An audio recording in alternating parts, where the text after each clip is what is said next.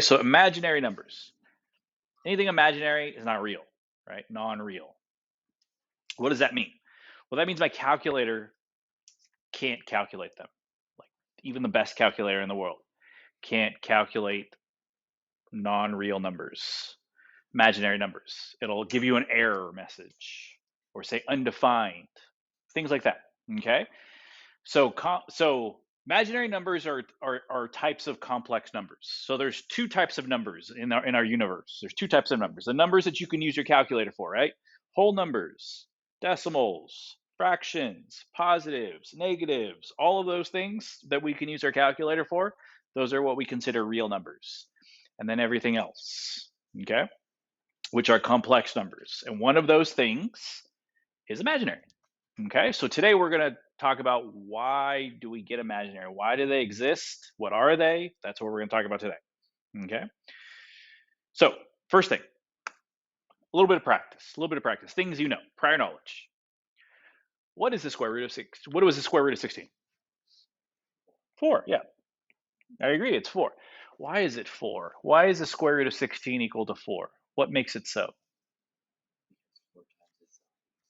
Exactly, because 4 times itself makes 16. We're looking for the thing that we multiply times itself, right? So the square root of 81 is 9, right? Because 9 times 9 makes 81. And then 10 also, right? For 100 times 100 times 100. Sorry, 10 times 10 makes 100, right? You guys have done that before.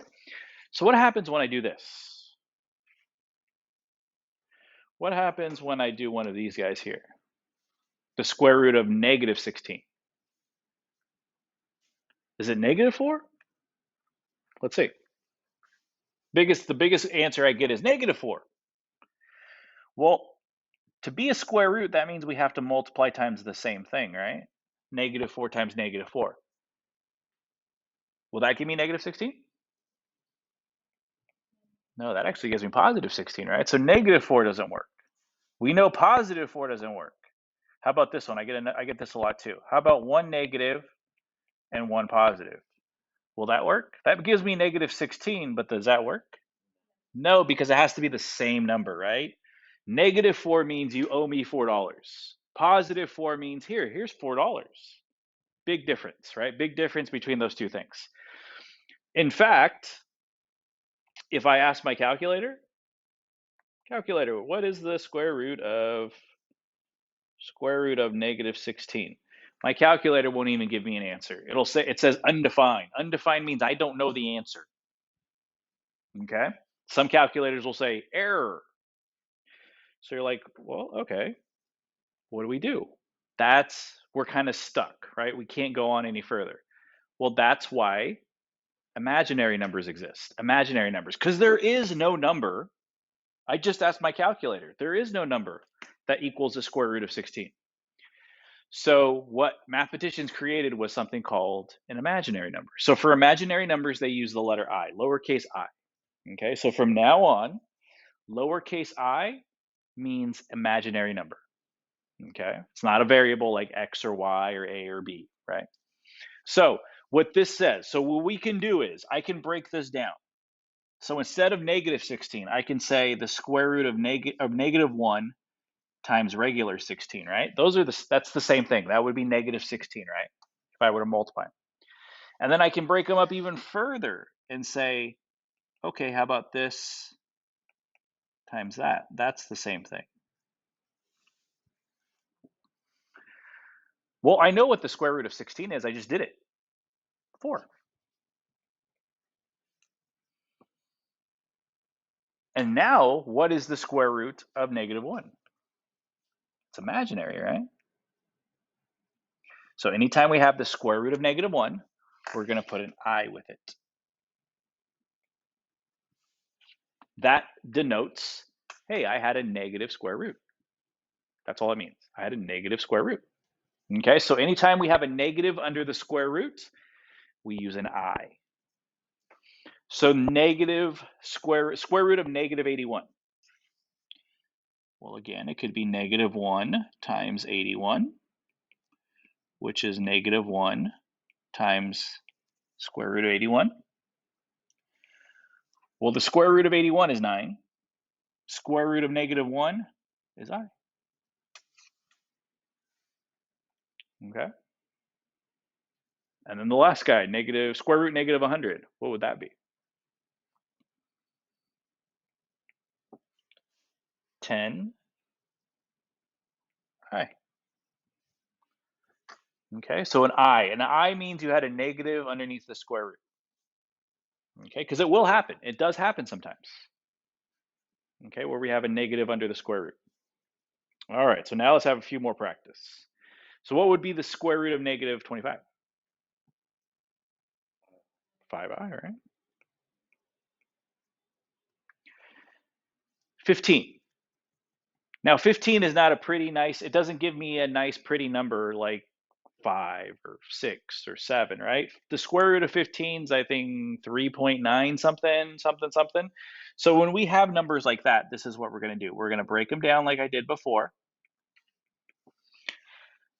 I know what the square root of -1 is. I.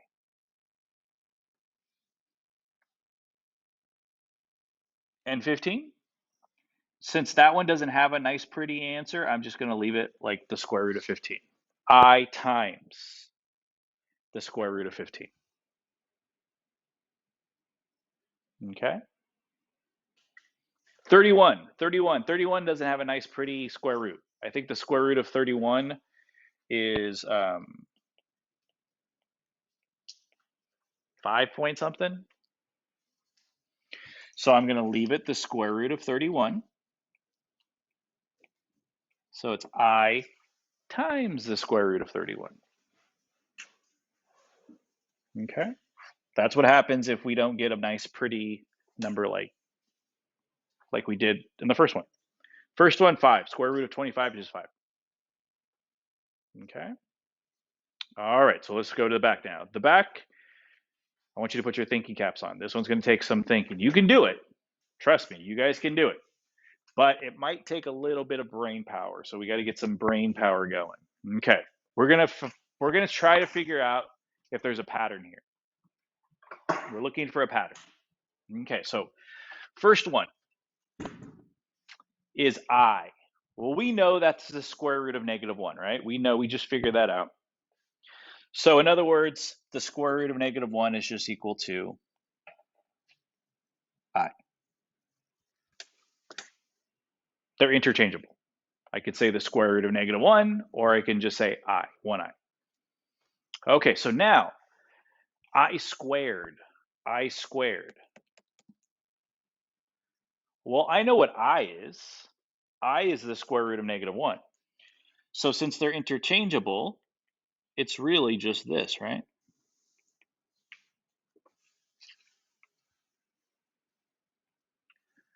What is -1, the square root of -1 squared? It's I squared, right? What does this guy break down to? So let me ask you a question. Let's before we do that one, let me ask you a question. What if I had this? The square root of 3 times the square root of 3. What do you think that would be? Square root of what? 9. They both have square roots and you multiply. And what is the square root of 9? 3. So let's do another one. The square root of 11 times the square root of 11. What do you think the square root of 11 is going to be? And what is the square root of 121? So what am I doing? When I multiply, how do I go from this guy to this guy without having to do the middle step? Isn't this guy squared just going to give me the answer? It doesn't. So when I square a square root, all that happens is the square root goes away. Okay. So if the square root goes away here, it's just going to be -1.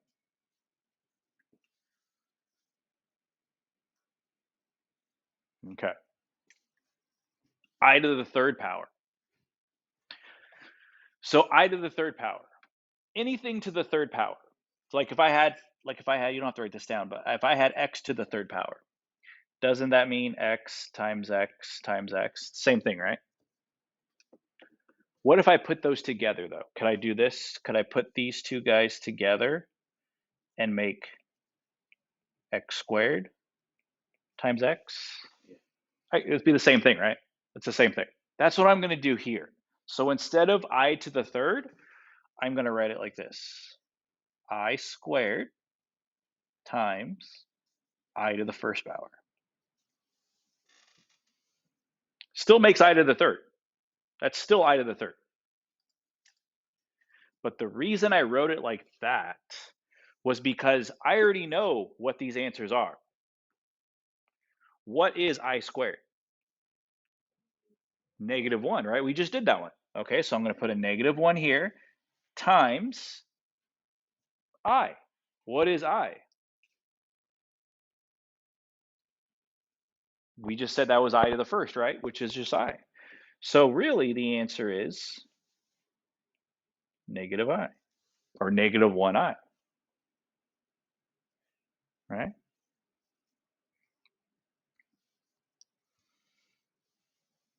Okay, so let's still add to the fourth. How can I break down I to the fourth using things I already know?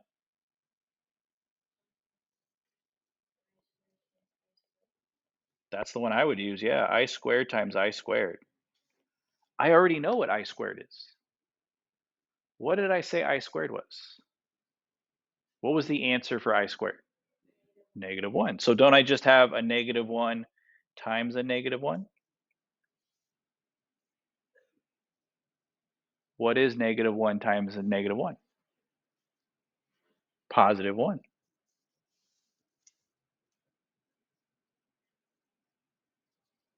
Okay. Let's do I to the fifth.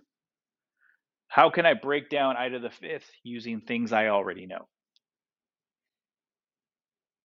So instead of I to the fifth, I can say I to the, let's use second. I to the second times I to the what power? Third. Or I can say I second times I to the first. I can do that. Or I can say I to the third. All right, I can say I to the third too. That works too. Because I know the answer to I to the second. What is the answer to I to the second? A -1. So it's going to be -1 times, and then what was I to the third? -I. Good. What do I get when I multiply -1 times -I? Negative times a negative makes a positive. So it's going to be a +1I or just a regular I.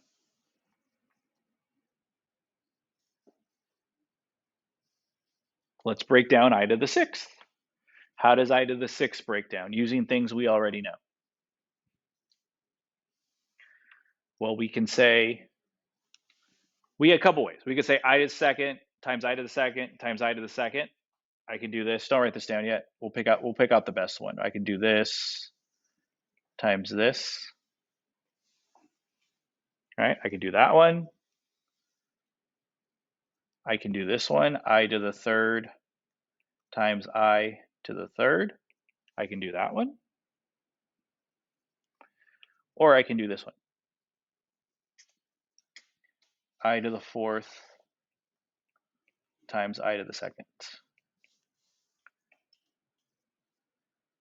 Which one of those answers, out of the ones I already have, which one of those answers is the nicest answer, the one you would like to use as many times as possible? These two guys, right? Yeah, this guy for sure, right? +1. Who doesn't like to work with +1 is easy. -1 is a little bit, negative, but still those guys, right? They don't have eyes, right? These guys here have eyes. So when I break down numbers, I want to try to use I to the second and I to the fourth as many times as possible. Okay, so that's why I'm going to leave that I to the sixth as I to the fourth times I squared. So what do you get when you I to the fourth? What did we get as an answer for I to the fourth? 1. What did we get as an answer for I squared? -1. When we multiply those two guys together, what do we get? -1. Anyone noticing a pattern at all? It's okay if you don't, but do you see a pattern? You will eventually, but do you see a pattern, starting to form already? Yeah, it goes I, then a -1, and then negative I. The signs kind of change, and then the answers kind of change, right? I'm looking like I'm getting an I and then a -1. Negative I, 1. I, -1. What's the next one going to be? Let's see. Let's see. Let's break it down using things we know.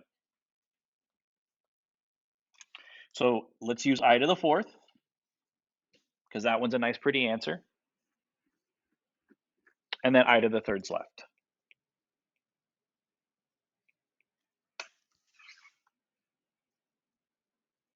Okay, so we know I to the 4th, +1 times. What was I to the 3rd again? -I. What do I get when I multiply 1 times -I? Anytime you multiply 1 times anything, it just stays the same, right? So -I. You guys are right. What do you think I get if I multiply? What do you think I to the 8th's answer going to be? Let's see.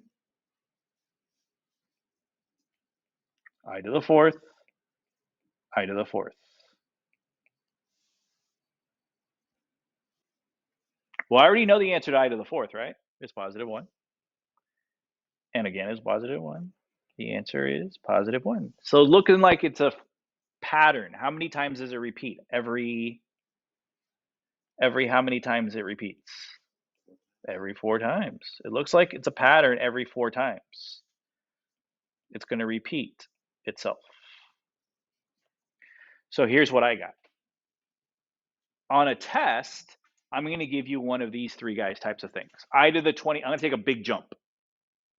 I'm not going to say what's I to the 8th, I to the 9th, I to the 10th. I'm going to take a big jump, maybe even further jump. Maybe something like this, 117, something like that. Well, actually, it's not that bad because you use your pattern. Because your answer is going to be one of 4 things, right? It's either going to be I, -1, -I, or +1, right? Your answer has to be one of those 4 guys. So what did we say? How many times it's repeating? It's repeating every 4 guys. So look at the powers. Look at the powers. Which of the powers, when do I always get 1 as an answer? When do I always get 1, +1 as an answer? What do you notice about those 2 guys? They're multiples of 4, right? 4, 8, 12, 16, 20, 24. All of those guys are going to have an answer of +1. So how do I know if something's a multiple of 4? Let's say I get a big ugly number. Let's say on the test I get a big ugly number like 248. How do I know that? How do I know if a number is a multiple of 4? Divided by 4, yeah. And I should get a whole number, a no remainder, right? So that's how you'll know. So let's write that down. Let's write that down.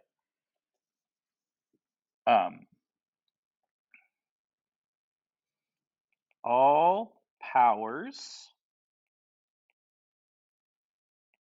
that are divisible by 4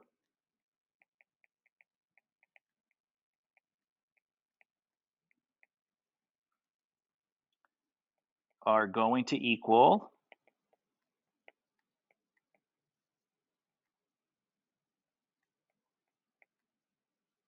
1.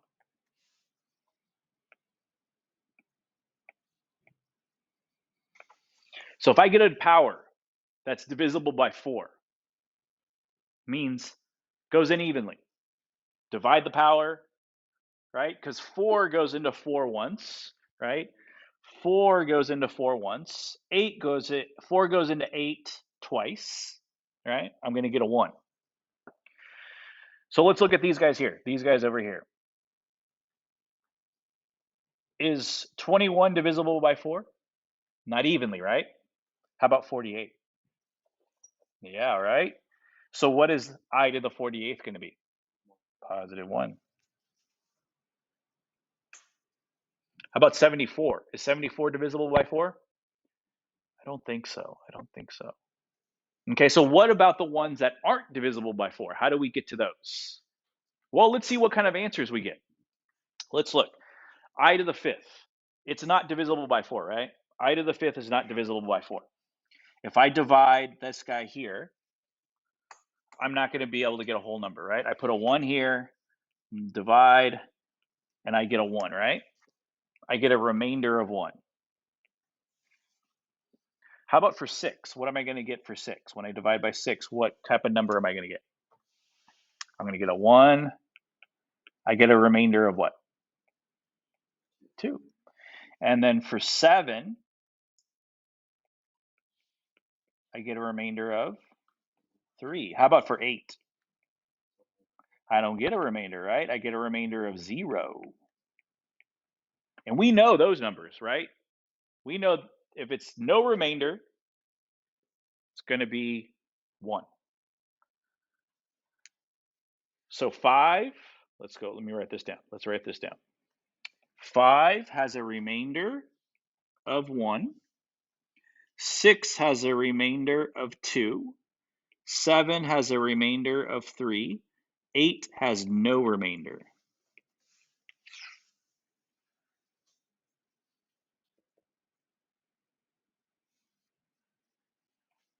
So do 21. Do 21. What remainder does 21 give me? If I divide it by 4, what remainder does 21 give me?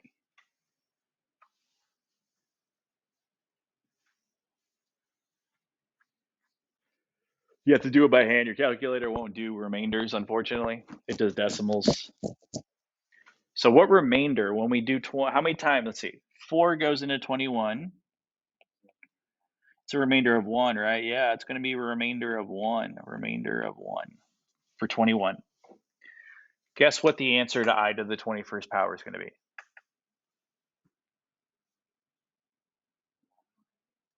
Which one also had a remainder of 1? That's what you're going to get, yeah. The first one, right? This guy right here had a remainder of 1. So it's going to have the same answer as that guy. What about 74? What about 74? Let's try 74. 4 goes into 74 once. 8 times. It has a remainder of 2. Anything with a remainder of 2, guess what the answer is going to be? Negative 1. So let's look at that guy I have on the board. We already did that one. 248, right? 248. Let's do it. Let me give you a different one. 117. I to the 117.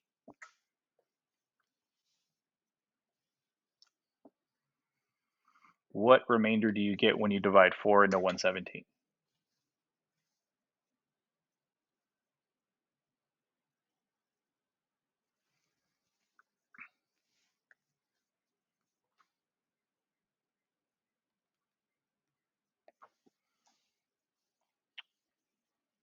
What remainder do you get? 4 into 117. What do you get? 2. Bring the 7 down. Was that 9? You get a remainder of 1. You get a remainder of 1. So which answer was a remainder of 1? All right.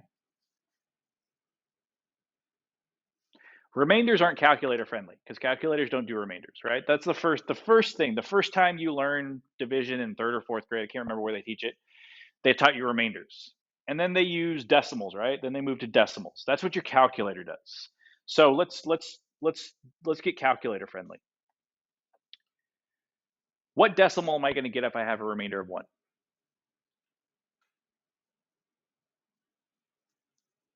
This guy right here had a remainder of 1, right? What decimal does it have? 0.25. How about something with a remainder of 2? You're going to get 0.5. Yeah, it's going to be 6. Like 6 had a remainder of 2, 0.5. How about a remainder of 3? 0.75. So instead of remainders, look for those guys. What about a remainder, no remainder? What decimal am I going to get? No decimal. No decimal. Okay, so remainder of 1, 0.25. Remainder of 2, 0.5. Remainder of 3, 0.75. No remainder of 1. That's calculator friendly. Okay. All right. So that's how you do the big ones. Like if I give you something in the hundreds, if I give you something in the, 56, I to the 236 divided by 4, figure out where it goes in the pattern. Your answer is going to be one of those 4 guys. All right. Okay. Next thing. We'll come back to the powers in a second, but for right now, perform the indicated operations. It means do whatever they tell you. If they want you to add, add. If they want you to subtract, subtract. Multiply, multiply. Divide, that's what you do. Okay, so take a wild guess on letter A. What do you think I'm going to do?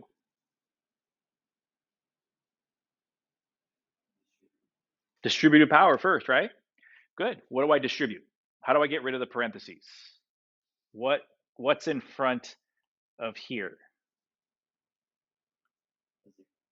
Not as a 1, right? If there's nothing there, it's always a 1 here and here, right? So I got to distribute that 1. When I do that, nothing changes, but I can write it without parentheses. So I get 3 plus 5i plus 2 plus 3i. Good, that's first step, right? What do you think I'm going to do next? Take a wild guess. Starts with a C. Combine like terms. Yep, you guys got it. Start with the real numbers. The real numbers don't have i's. So if you combine those two guys, you get 5. Now, combine the imaginary part. When you combine that, you get positive 8i. Always write the real part first, imaginary part second. Okay. All right, letter B. Distributive property, right? What do I distribute? How do I get rid of the parentheses? -1. Yeah, I got to distribute the -1 here. So when you distribute -1, you get 7i minus 4 or -4 and -20i.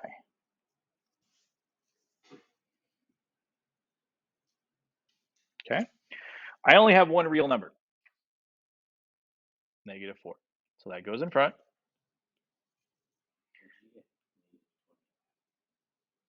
Oh, I multiplied the wrong numbers. You're right. That was wrong. I should have had -4 and -5i. Yeah, thank you. No, I multiplied wrong. All right. Combine these two guys because they both are imaginary. 7 minus 5i is positive 2i.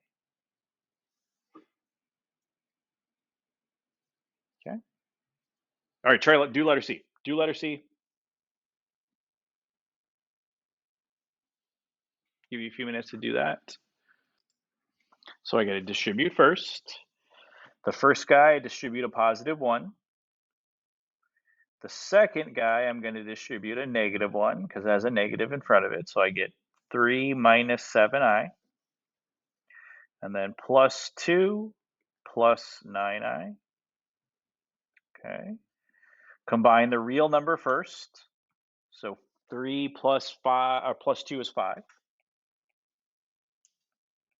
Then I combine the imaginary part.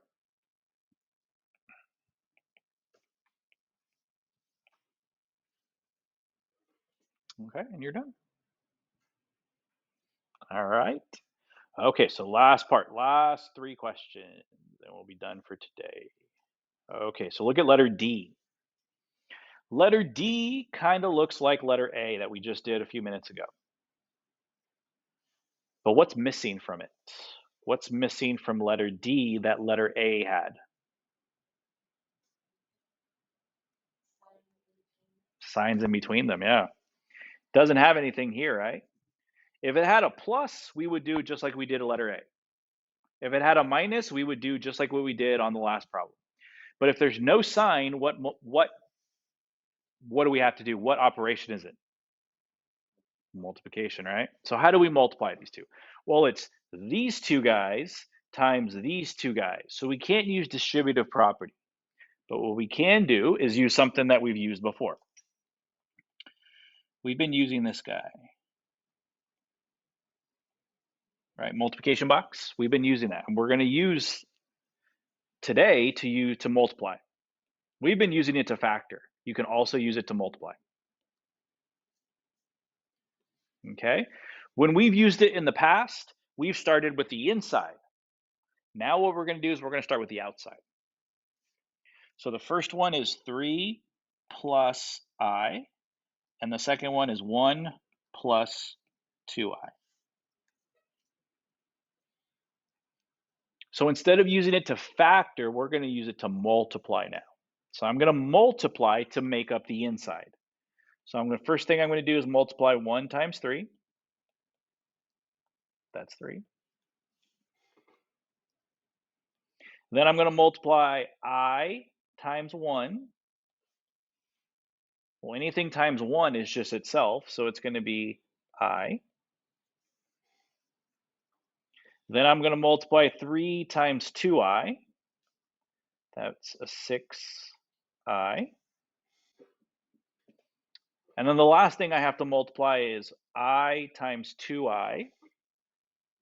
So it's actually going to be 2I to the second power, because I times I makes I to the second power.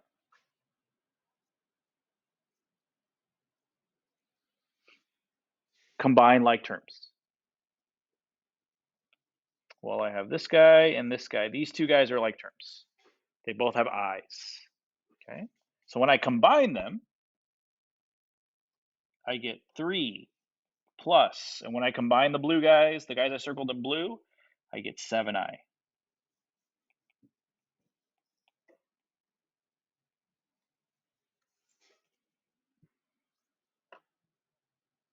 Okay. One more thing. The only thing is, with these guys in the directions, it has to be written as a complex number. I skipped that part earlier, but it's important. A complex number. So a complex number has to be written like this. A plus bi. It's written on the board too. A is the real part, like 3.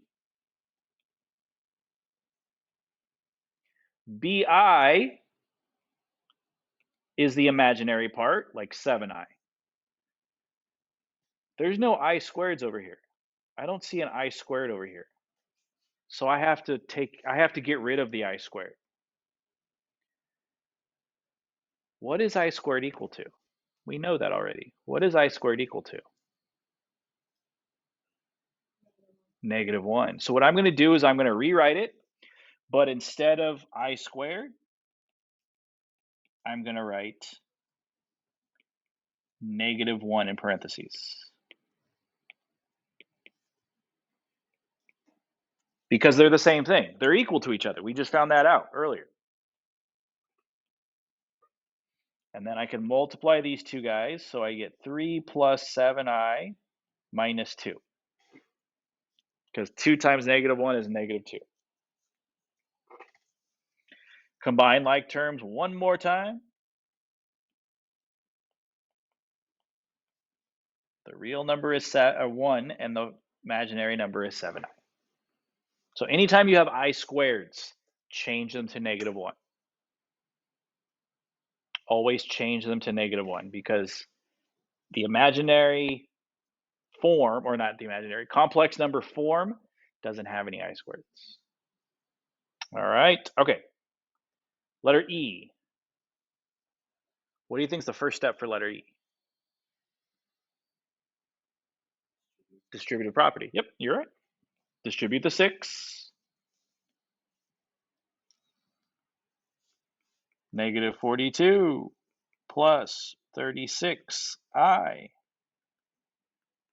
I can only distribute it once since I only have 1 6.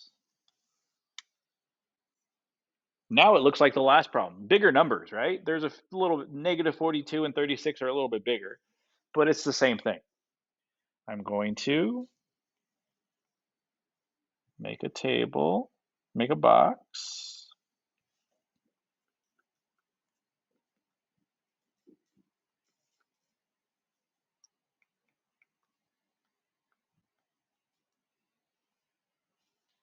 Okay.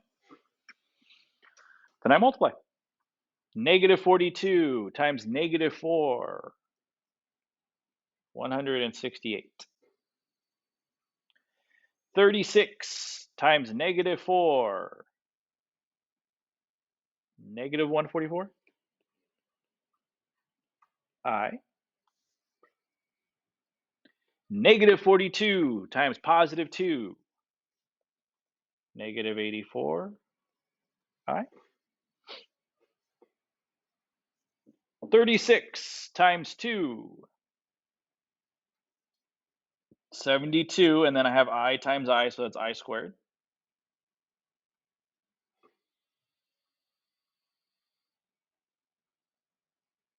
Okay, combine like terms. These two guys have i's, so I'm going to combine them.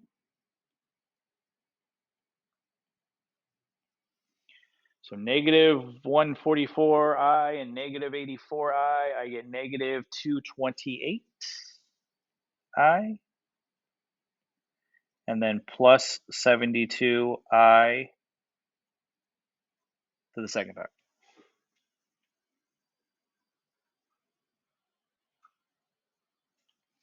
Okay, so again, I can't finish with this I to the second power. So anytime I have an I to the second power, I got to change it to negative 1. So I'm going to plug in a negative 1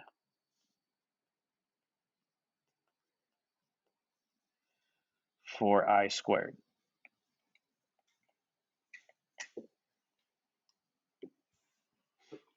So that's going to make it negative 72. It just changes the sign. That's all it does. Combine like terms one more time. What does that make? 96 minus 228i.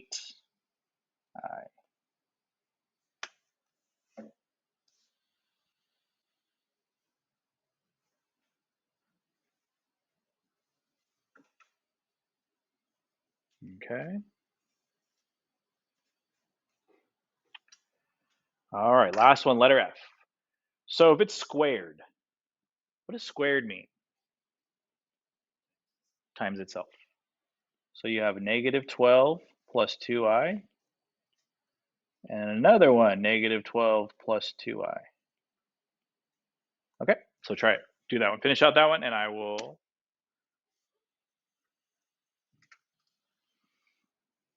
Okay, so I multiplied. Combine some like terms.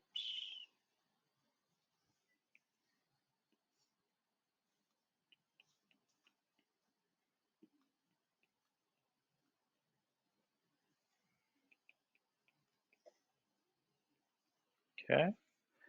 I squared, I can't finish with an I squared. Anytime I have an I squared, change it to negative 1. So I'm going to change the I squared to negative 1, which it'll make it from positive 4 to negative 4. That's all it does. Just changes the sign. So if it was positive before, it's going to be negative after. If it was negative before, it's going to be positive.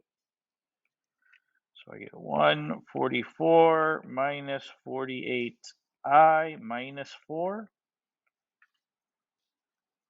One more time, combine like terms.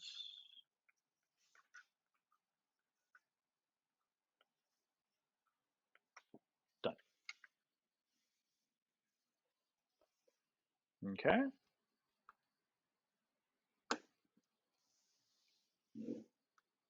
All right.